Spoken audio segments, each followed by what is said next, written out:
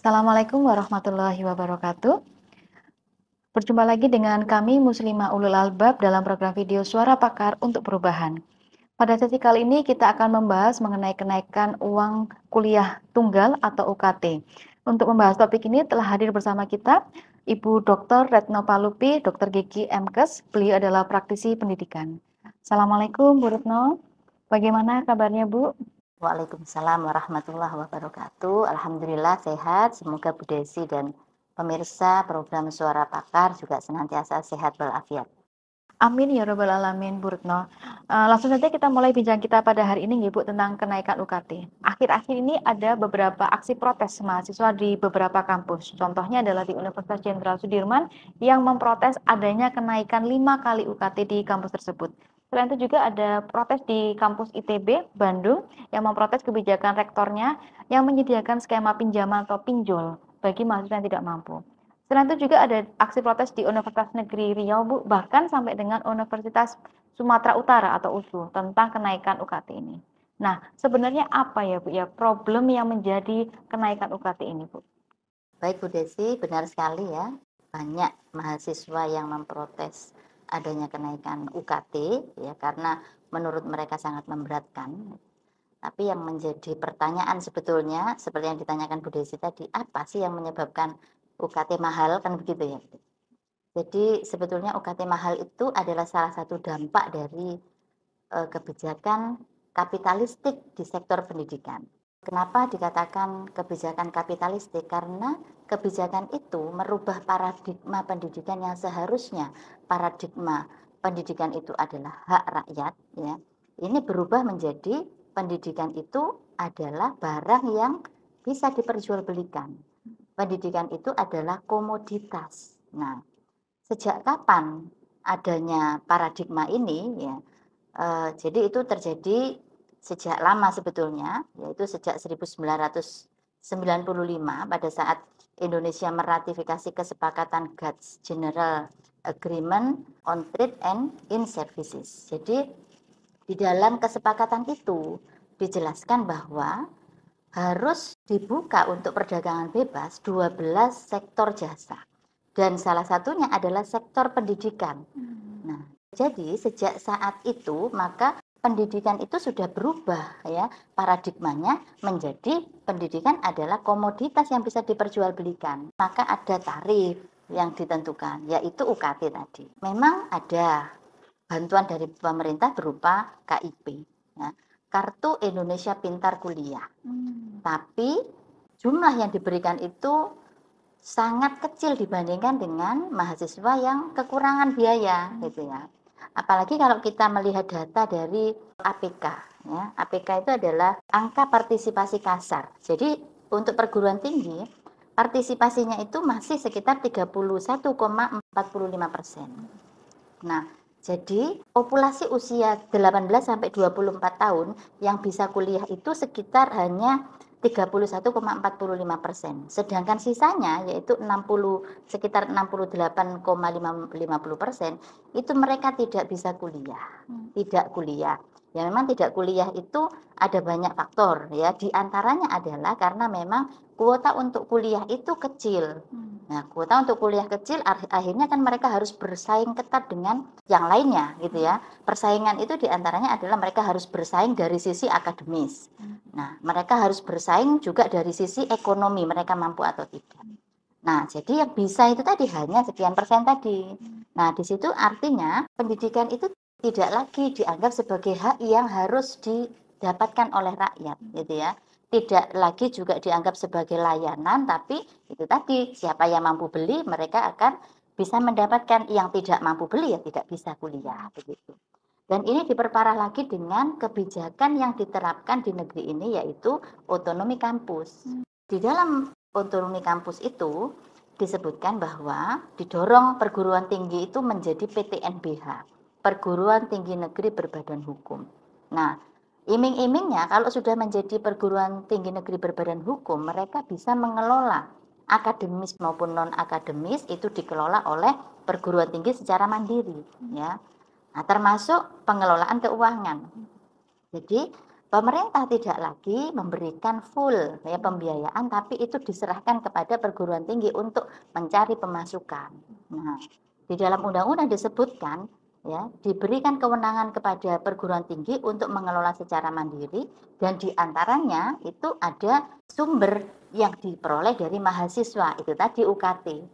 Nah, kita bisa membayangkan ya Mbak, sebenarnya kalau pendidikan itu diampu oleh yang berwenang, siapa yang berwenang? Ya yang punya kewenangan untuk mengelola sumber daya alam di negeri ini, kan kaya gitu ya.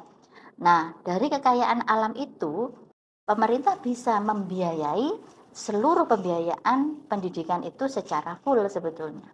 Ya, tapi ketika itu dialihkan kepada individu, mahasiswa diminta untuk berkontribusi sendiri untuk membiayai pendidikannya, maka ya mereka akan merasa keberatan karena ini kemampuan individu. Nah, seperti itu kira-kira Bu Desi. Baik Dokter Retno, pertanyaan selanjutnya Bu, kalau kita melihat kembali sejarah Islam pada masa kekhilafahan, pendidikan itu banyak yang berkualitas. Bahkan para siswa, para pelajar maupun mahasiswa tidak dipungut biaya alias gratis. Sebenarnya bagaimana ya Bu ya pengaturan dalam Islam sehingga bisa membuat pendidikan itu berkualitas dan tidak dipungut biaya Bu Retno? Baik Bu Desi, jadi tadi itu kan sebetulnya kenapa kok bisa mahal, itu adalah persoalan paradigma memandang pendidikan dan persoalan kebijakan gitu ya. Nah, kenapa Islam bisa menyediakan pendidikan yang berkualitas dan gratis? Itu tidak lain karena Islam memiliki cara pandang yang berbeda dengan sistem saat ini. Islam memandang bahwa ilmu pengetahuan, menuntut ilmu itu adalah hak bagi setiap warga negara ya. Seperti disebutkan di dalam hadis Ibnu Majah gitu ya, yang menyebutkan bahwa menuntut ilmu itu adalah kewajiban bagi setiap muslim ya. Sehingga karena ini kewajiban, maka kan harus terrealisasi. Nah, untuk menjamin bahwa tiap-tiap warga negara itu bisa menjalankan kewajiban menuntut ilmu, maka di situ hadir negara ya. Negara yang dia memfasilitasi supaya kewajiban itu bisa terrealisasi secara sempurna. Nah, dari situ maka negara itu hadir, dia memandang ilmu itu sebagai pelayanan yang diberikan negara kepada rakyatnya. Ya, cara memberinya adalah dengan gratis, karena kalau nggak gratis seperti yang tadi kejadiannya ya. Kalau tidak gratis maka hanya yang mampu membeli yang mereka bisa menunaikan haknya, melaksanakan kewajibannya, sedangkan yang tidak mampu mereka nggak akan bisa begitu. Nah, kemudian pertanyaannya kan pendidikan itu biayanya, biaya operasionalnya kan mahal gitu ya, tinggi biaya operasionalnya.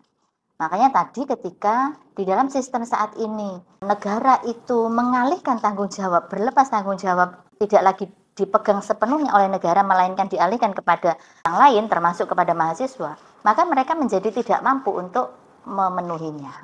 Nah, seharusnya bagaimana? Kalau Islam itu sebagai way of life ya, sebagai jalan hidup bagi kita, sebagai pedoman hidup bagi kita, menjelaskan bahwa pendidikan itu harus dipenuhi oleh negara.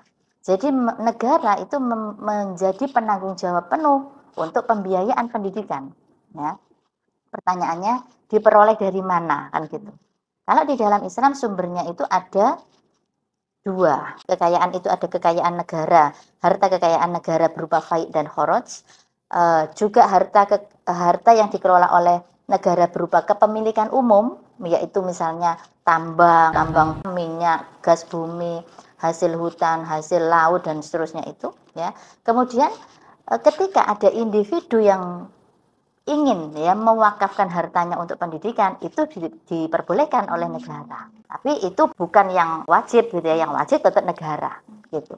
Nah, dari sumber-sumber ini negara itu akan bisa memenuhi semua pembiayaan pendidikan itu dengan full. Kalau misalnya kita mampu enggak ya Indonesia itu melakukan seperti itu gitu ya. Mungkin kalau faid dan khoroj Indonesia tidak punya. Tapi kalau kita melihat sumber daya alam berupa kepemilikan umum tadi, Indonesia kan kaya. Apa yang tidak dimiliki oleh Indonesia? Tambang emas, tambang perak, batu bara, timah, bauksit, luar biasa banyaknya, nggak bisa disebut satu persatu. Belum lagi hasil hutan, hasil laut. Itu Mbak, kalau misalnya itu dikelola sendiri, tidak dikontrakkan kepada asing, kepada swasta gitu ya, tidak dikorupsi, maka semua itu akan bisa menutupi seluruh kebutuhan pendidikan. Ya, tidak hanya pendidikan tapi seluruh kebutuhan untuk meriayah rakyatnya, misalnya kesehatan dan lain sebagainya. Jadi itu sangat bisa gitu ya. Hanya saja kalau kenapa kita tidak bisa memenuhi itu saat ini kan karena tata kelolanya itu tidak dikelola secara benar, sehingga ya kita nggak akan bisa menyelesaikan persoalan apapun ketika sumber daya alam itu tidak dikelola secara benar. Karena memang pendidikan itu nggak bisa berjalan sendiri. Penerapan syariat Islam di dalam kehidupan itu nggak hanya diterapkan dalam aspek pendidikan saja, tapi harus melingkupi seluruh aturan kehidupan, termasuk bagaimana mengelola ekonomi gitu ya, bagaimana pengelolaan politik, kebijakan dan seterusnya, itu semuanya harus menggunakan syariat Islam.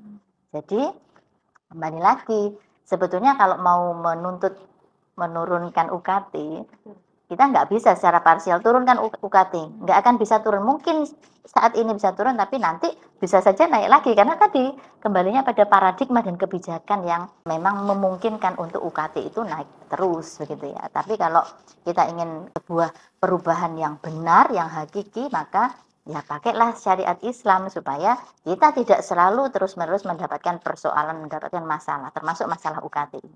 Demikian Bu Desi. Subhanallah, luar biasa sekali syariat Islam ini memberikan solusi atas persoalan mahalnya UKT. Jazakillah khair Bu Dr. Retno atas penjelasannya. Semoga para pemirsa dapat memahami penjelasan dari Bu Dr. Retno bahwa solusi untuk persoalan UKT ini adalah buang paradigma dan kebijakan pendidikan yang salah. Kuterapkan aturan syariat kafah sebagai solusi hakiki. Semoga Allah meridhoi kita semua dan semoga perbincangan dalam Suara Pakar video kali ini membawa manfaat untuk kita semua. Ihdinas siratal mustaqim. Wassalamualaikum warahmatullahi wabarakatuh.